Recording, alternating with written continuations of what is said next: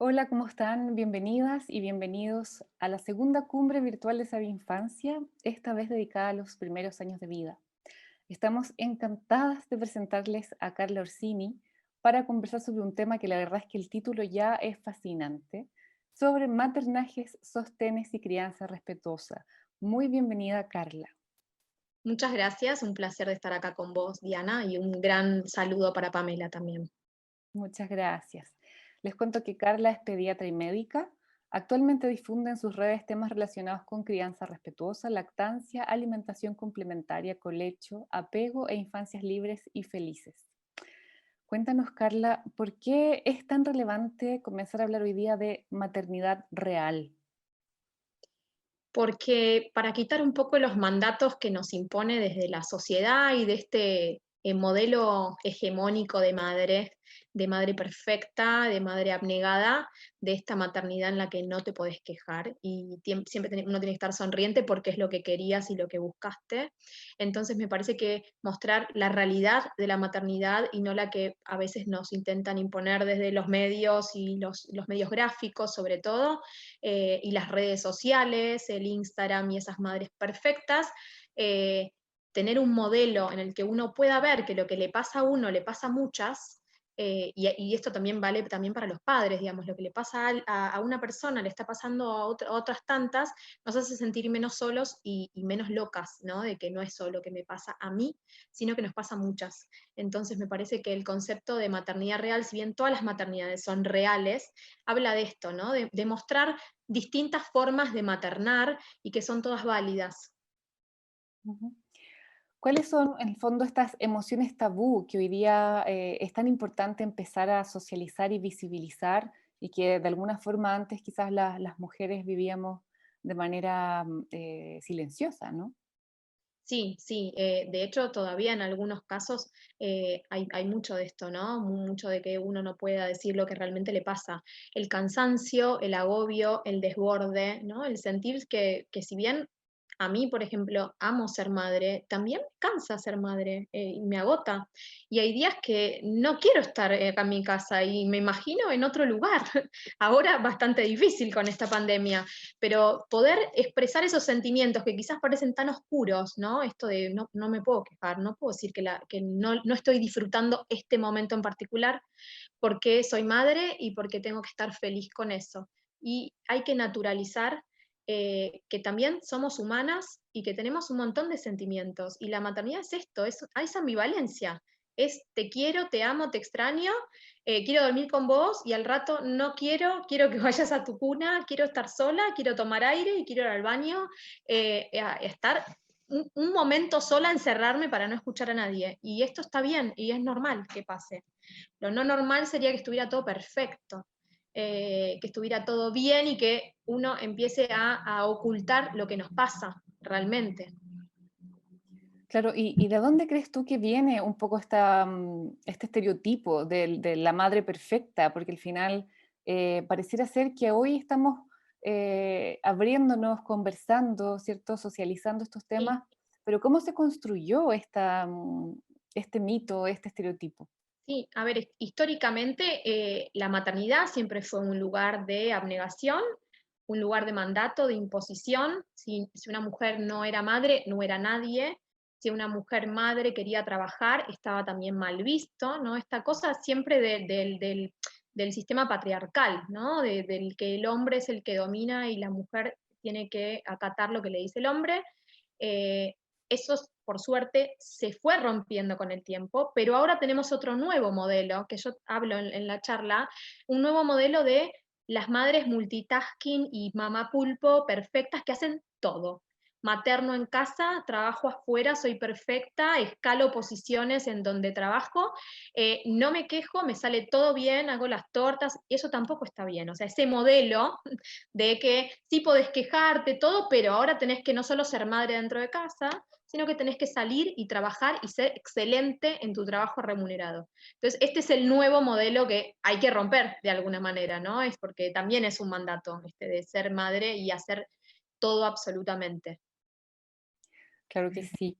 Carla, cuando tú hablas de maternajes, en el fondo lo que está detrás de eso es un poco, me imagino, la idea de que hay distintos tipos de maternidades, ¿verdad? O quizás de cómo llevar la maternidad. ¿Puedes hablarnos de eso? Sí, sí, hablo de maternaje como una construcción, ¿no? De un vínculo y de un rol al maternar. Y hay tantos maternajes como madres hay en el mundo. Y el maternaje tiene que ver con esto, ¿no? Ese es el ejercicio de la maternidad, ¿no? Ni hablar de que uno se apropia de lo que le está pasando. Y hay múltiples maternajes y hay uno para cada una. No hay uno mejor que otro, no hay uno perfecto, no hay uno que esté por sobre el resto. Son todos válidos y está bien que cada una lo viva como puede, como le sale y con las herramientas y las vivencias y que trajo. Ujú.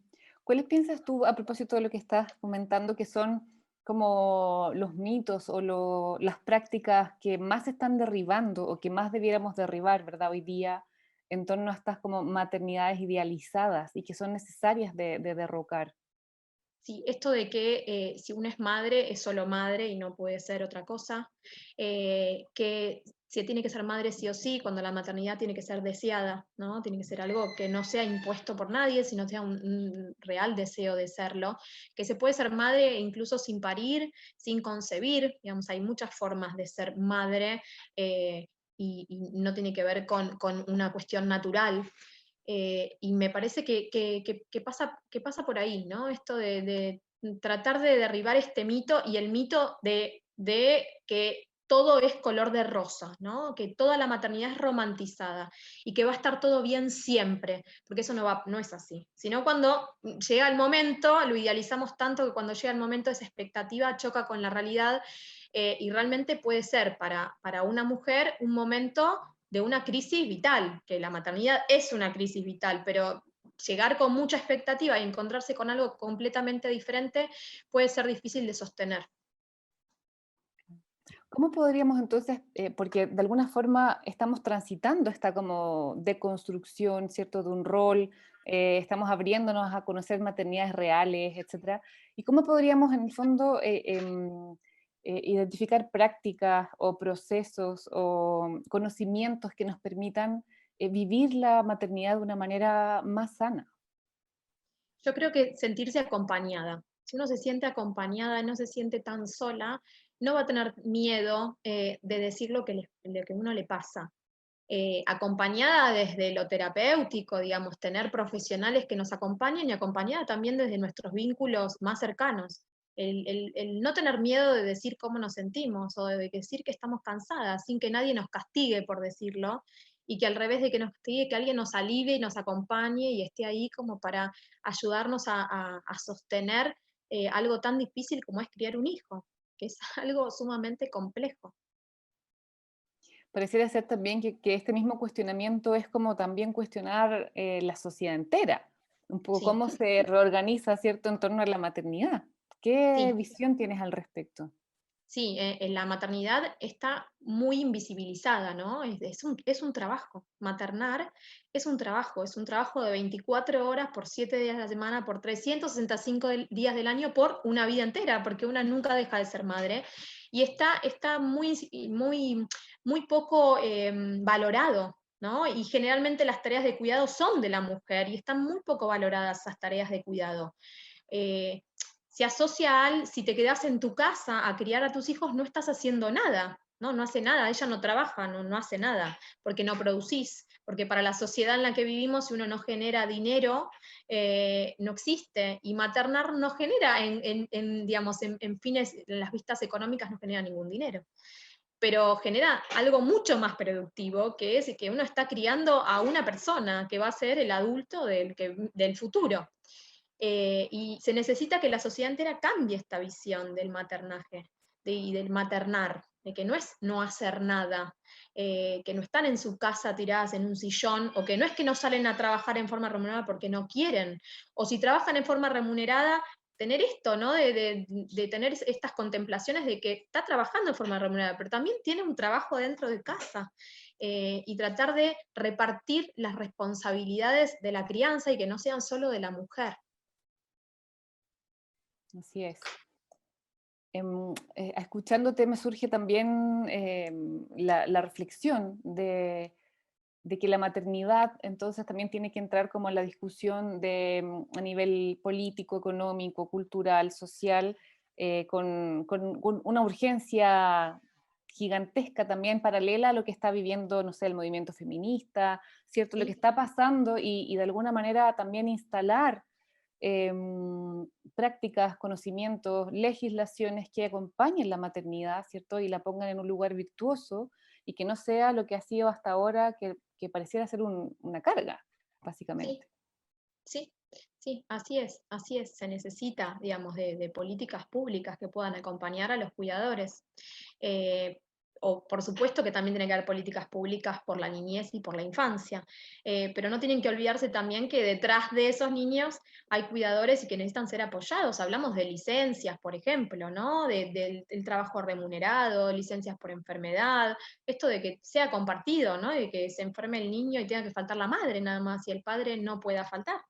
Eh, que cuando uno vaya a una entrevista pregunten cuántos hijos tenés o si tenés hijos. No debería ser una pregunta hacer, porque no tiene nada que ver con tu capacidad para trabajar. Para lo que te están tomando no tiene nada que ver la cantidad de hijos que uno tiene, ni la edad que tiene, ni... No, el currículum tiene que pasar por otro lado, eso tiene que cambiar, porque sabemos que las mujeres, cuando si tienen que elegir entre una mujer y un hombre, por lo general en los trabajos eligen un hombre, no eligen una mujer porque saben que detrás de esa mujer va a haber, bueno, chicos que se enferman, cosas que, obligaciones que están relegadas casi siempre a la madre, no al padre. Claro que sí. Y en ese sentido, tú has comentado que maternar en general en soledad es muy duro y muy difícil. ¿Cuál es la importancia de las redes de apoyo en la maternidad? Son fundamentales. No se debería maternar en soledad. O sea, poder se puede, como todo, pero no se debería, no debería ser así. Sobre todo en un periodo tan sensible como es el puerperio, por ejemplo, ¿no? Que hormonalmente, ¿no? Y psicológicamente uno está eh, con muchos cambios, no debería estar sola en ese momento, debería tener el tipo de apoyo que sea, pero debería sentirse apoyada. Y es en el momento, por lo general, en que una mujer se siente más sola que nunca, digamos, en ese momento, ¿no? Cuando acaba de parir, acaba de tener su parto vaginal, su cesárea, digamos, pasó eso y fue como un antes y un después, y muchos que estaban desaparecen o muchos que estaban solos se dedican al bebé, y ahí están los mapadres detrás del bebé y nadie les pregunta cómo están ni si necesitan algo. Y uno se siente realmente muy solo en ese momento. Toda la maternidad es solitaria, pero creo que el momento crucial es cuando uno está en ese momento tan sensible.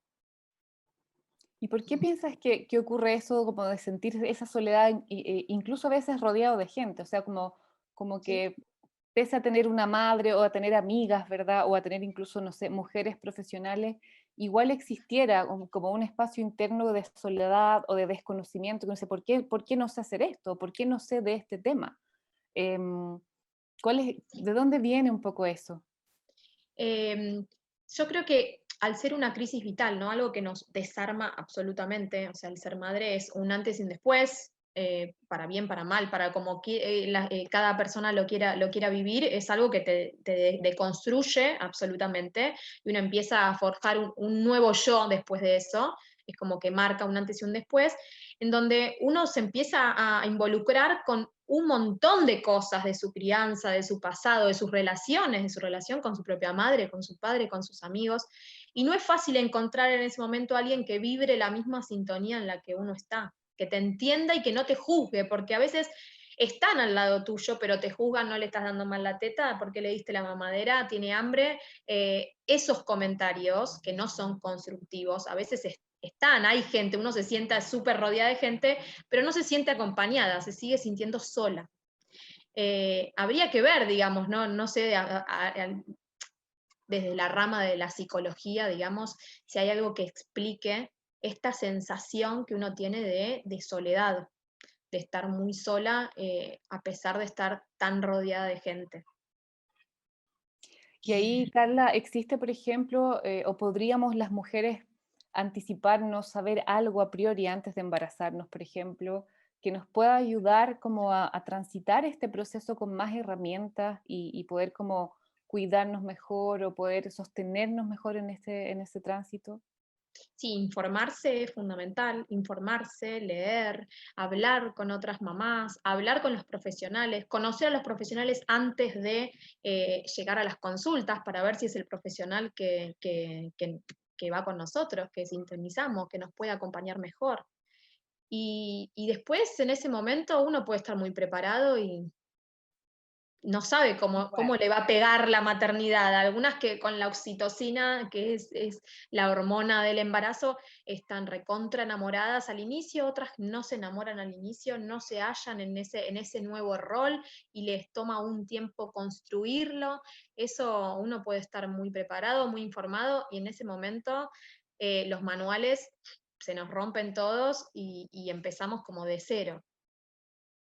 claro, entonces también ahí como vivirlo quizás como un viaje paralelo personal totalmente, claro, como tú dices, de una transformación, una crisis vital, sentirla así y tener esa información, porque no siempre se entiende de esa manera. No, no, no. Y eso muchas veces circulan esas imágenes de vas a conocer al amor de tu vida y cuando eso no pasa, porque a veces no pasa, a veces sí y a veces no se sienten tan enamoradas de ese bebé o de esos bebés cuando nacen y requieren un tiempo de procesar y de conocerse y todo, y se sienten mal porque piensan que algo malo tienen o traen, que no se enamoraron de su bebé a simple vista, y eso puede pasar, porque en ese momento hay un montón de cambios. Son cambios aparte muy bruscos y bueno, eso es algo normal, eso también entenderlo, que puede llegar a pasar, que no nos enamoremos o que no nos sintamos muy felices en ese momento y que después con el correr del tiempo eso pase. Claro. Y ahí, por ejemplo, las mujeres que sufren una depresión postparto, ¿qué les puedes decir? Como, porque también a veces eso mismo a muchas les genera culpa, además tener esa depresión. ¿Qué podemos decir al respecto de? Sí, primero que es normal, que a un gran porcentaje de las mujeres le pasa, y que como yo, por ejemplo, como pediatra o también las puericultoras o los obstetras, las parteras, digamos, como a veces la primer cadena, antes de llegar al psicólogo, al psiquiatra, a la psicóloga, tratar de reconocer y preguntarle cómo se siente esa mamá, cómo está, estar atento en la consulta, a ver cómo se conecta con su hijo, porque esas son las primeras señales. Quizás ya después cuando llega al profesional tratante, llega tarde, cuando ya pasó un montón de meses pasándola muy mal. Y sufriendo, porque es una enfermedad, o sea, están sufriendo y necesitan acompañamiento y ayuda. Entonces hay que estar atentos como primera línea de abordaje a un montón de señales para poder acompañarlas un poco mejor y derivarlas a tiempo. ¿Y cómo puede saber una mujer, Carla, que está como en un inicio de depresión? ¿Hay algo cuáles son como los síntomas o las sensaciones, las emociones que son más recurrentes? Hay una tristeza muy importante, no es, digamos, hay algo que no le permite avanzar ni conectarse ni con su maternidad ni con ese niño. No es algo pasajero, digamos, es algo muy importante y que merece ser tratado para que se pueda, primero para que se pueda sentir mejor y después para poder disfrutar de lo que le está pasando. Pero bueno, es algo que obviamente manejan sobre todo los psiquiatras y las psicólogas perinatales que se dedican a esta etapa del embarazo y primeros años. Así es. Bueno, estamos viviendo, ¿cierto?, una pandemia, una crisis sanitaria extraordinaria, y hay muchas mujeres que han parido en este contexto, Sí, que les ha costado muchísimo, ¿cierto?, por este aislamiento que existe, y también mujeres y familias que tienen niños muy pequeñitos, ¿verdad?, que también se han visto como, bueno, como todos con el movimiento restringido, etcétera. ¿Cuál es tu consejo para esas familias, para esas madres? que intenten buscar tribus virtuales, digamos, que tengan algún tipo de sostén, aunque sea virtual, que tengan momentos en el día de exclusividad para uno. Ahora todos los espacios son como de todos, ¿no? Y estamos todo el tiempo todos juntos y hay que tratar de seguir teniendo algún tipo de espacio, aunque sea de mirar una serie, hablar con una amiga, hablar con algún familiar, tener un momento de espacio propio, porque si no es un desborde, es estar todo el tiempo al borde del grito, esa cosa de estar alterado, porque el cansancio es mucho mayor. Ahora mucha gente que no maternaba 24 horas entiende lo que es estar todo el día en casa con los chicos, que es sumamente arduo, es muy difícil. Yo no estoy todo el tiempo, porque bueno, soy personal sanitario, tengo que salir a trabajar, salgo, vuelvo, pero bueno, a veces me canso más estando acá que yendo a trabajar afuera. Me canso muchísimo más acá en mi casa. Y es tratar de esto, buscar tribus virtuales, de lo que sea, tribu de una persona, no tienen por qué ser muchas. Uno de mis hijos. Ahí apareció. Eh, que nos den este sostén. Acá en la Argentina lo que pasó es que al principio, cuando esto comenzaba, que mucho no se sabía, en algunas maternidades no dejaban ni siquiera entrar un acompañante. O sea que parían absolutamente solas, sin un acompañante en la sala de partos, lo cual hacía todo esto mucho peor, o sea, mucho más complejo de transitar. Después, obviamente, no hay visitas de ningún familiar ni allegado, ni de los hermanitos cuando tienen hermanitos, eso está todo restringido, y se hace muy duro maternar así.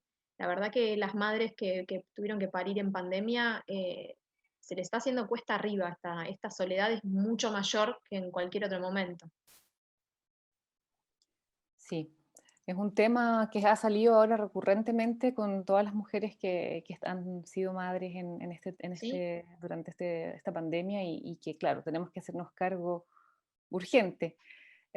Quería preguntarte, Carla, a propósito de que eres pediatra y que Sí. posiblemente también siempre ves estas como inseguridades que pueden existir en las familias o en las madres respecto de los tiempos de desarrollo de los niños, ¿verdad? Si son adecuados o no son adecuados. Y también entramos ahí en muchos mitos, ¿verdad? Muchos estereotipos, etcétera. Pero, ¿qué podrías como contarles a la audiencia que te está viendo respecto como a estas comparaciones un poco odiosas también, ¿cierto? De mi hijo no camina, mi hijo no habla, o mi hijo, mi hija no dice, no se saca los pañales o usa chupete todavía, etcétera, etcétera, que uno ve que son presiones tanto para los padres como para los hijos. Entonces, ¿cuál es tu recomendación? ¿Cómo soltar un poco ese tema?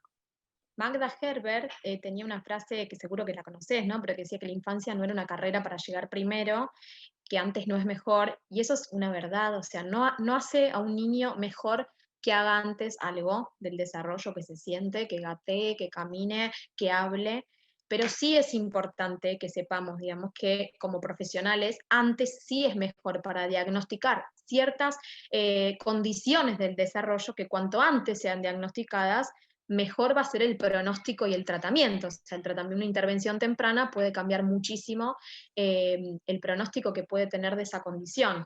O sea que por un lado, esto de no hay que preocuparse, no hay que preocuparse si no habla cuando debería, o cuando habló el hermano, o cuando habló el primo, o el vecino, o cuando habló el hijo de la famosa que seguimos en Instagram.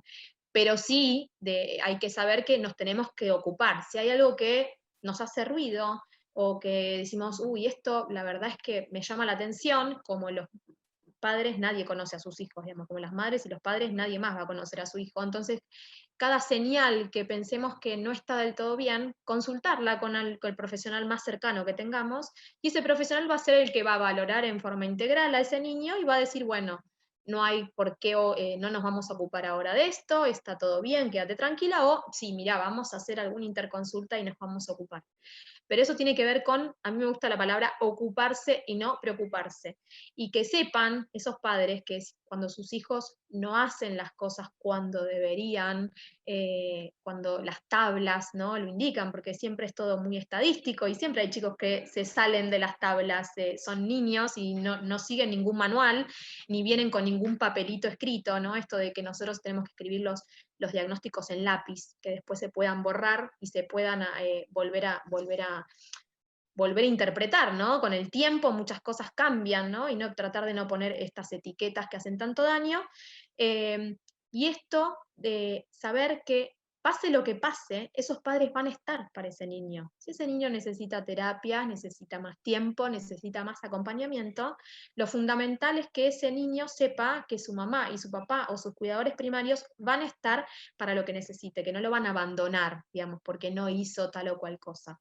Entonces, entender eso, digamos, que no tienen que ser primeros en algo, tienen que ser felices a su modo, como quieran y como se sientan bien, y que nosotros como padres tenemos que acompañar el tiempo de ese niño y su individualidad. Incluso los gemelos hacen cosas en distinto momento. Y las comparaciones son odiosas, a veces son inevitables, porque a veces mismo nosotros como padres o madres comparamos a nuestros propios hijos, no para mal, digo, ¿no? Pero bueno, ay, él comió a tal edad y él tomaba la teta grande. Esas cosas a veces son inevitables, porque cuando tenemos más de un hijo lo hacemos.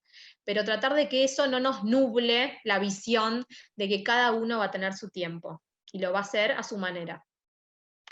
Claro, que no nos genere preocupación o que no nos genere Sí, ansiedad que y no que nos no, paralice, claro, que no y nos que eso paralice. mismo no lo transmitamos a ellos también, porque al final estamos hablando de la vida, de lo orgánico que tiene su tiempo como todo y que aprendamos a respetarlo como debiéramos respetar todo lo vivo, ¿no? En general. Sí. Y ahí, Carla, ¿cuándo sí preocuparnos? Por ejemplo, ¿hay alguna forma que podamos saber, porque ya nos relajamos, entendemos, damos el espacio, permitimos, ¿cierto? Acompañamos, pero hay algo, por ejemplo, que tengamos que estar atentos para decir, ya, esto sí es una señal como donde sí me tengo que preocupar. Y eso va a depender del área comprometida. Digamos, hay condiciones que comprometen todas las áreas, otras que alguna área en particular, de las áreas, digo, de lo motor, ¿no? Del movimiento, de lo social, del lenguaje. Eso va a depender de qué área tenga, pero por ejemplo, en el lenguaje, ¿no? Y en lo social, si un bebé no, a los 2, 3 meses no se conecta con la mamá, no fija la mirada, no le sonríe, si a los 7, entre los 6 y los 8 meses no balbucea, si después del año no aparece entre el año y medio alguna palabra real, digamos, no responde a su nombre, no le gusta jugar con otros chicos cuando es un poco más grande, esas cosas nos van prendiendo ciertas alarmas en las que tenemos que estar súper atentos. Y en general esas señales se dan cuenta los papás y las mamás. O sea, es la mamá la que trae, o el papá el que trae esa inquietud, y cuando dicen algo hay que prestarles atención, porque quizás a nosotros se nos pasó por alto, ¿no? En la consulta, y ellos lo ven todos los días, las 24 horas en su casa, y eso no se les pasa por alto. También entonces confiar en el propio instinto y en que uno conoce, ¿cierto?, a sus hijos y que eso esté siempre como priorizado. Carla, ¿nos puedes compartir algunas recomendaciones o prácticas sobre crianza respetuosa para motivar e inspirar a los padres, madres, cuidadores? Sí, principalmente contar esto de que la crianza debería ser crianza a secas, sin el adjetivo y ni la impronta que uno le pone de respetuosa, porque debería ser con respeto, no debería haber otra manera de criar. Después, contar que la crianza respetuosa no es el respeto solo al niño, que sería una crianza niñocéntrica, sino también al vínculo que tienen con sus cuidadores primarios, o sea, respetar todas las necesidades de esa familia. Y creo que ahí lo que hay que hacer es esto, respetar lo que uno piensa, lo que uno cree, lo que uno siente, tratar al niño como un individuo con derechos, o sea, respetar sus derechos y no creer que porque es niño vale menos o porque es niño no es un sujeto que de por sí tenga derechos. La infancia por lo general estuvo siempre muy relegada a las necesidades del adulto, y tratar de poner de vuelta en juego que el niño importa y sus tiempos y su fisiología y lo que quiere y sus sentimientos, sus emociones importan y no solo importan las de sus cuidadores. Ujú. ¿Te gustaría compartir algún último mensaje o reflexión que te parezca importante eh, visibilizar? que creo que tenemos que ser todos en general, un poco menos, nos tendríamos que castigar menos por lo que pasa por lo que no pasa, ¿no? Tendríamos que tratar de vivir y disfrutar nuestra maternidad o nuestra paternidad sin tanta culpa, sin tantas presiones, poder decir si nos equivocamos que nos equivocamos, poder decir que algo no nos gusta si no nos gusta, permitirnos esos espacios que necesitamos, permitirnos estar eh, cansadas o no contentas, eso también es importante. Y saber que hacemos realmente lo que podemos, lo mejor que podemos, y si este día no salió muy bien o como esperábamos, quizás el día de mañana sea un poco mejor y las cosas salgan un poco menos torcidas de lo que creemos. Bueno, Carla, te agradecemos muchísimo por tus reflexiones, tus palabras. Seguramente van a hacer una luz y una inspiración para muchas personas que te van a ver. Si quieres conocer más sobre Carla, puedes revisar su biografía en esta página, sus redes sociales, sitio web y otros recursos. Y también puedes dejarle comentarios o preguntas que seguramente Carla va a estar feliz de contestarles aquí mismo en la propia página de ella, en la cumbre. Muchas gracias, Carla, por estar No, aquí. Diana, un placer.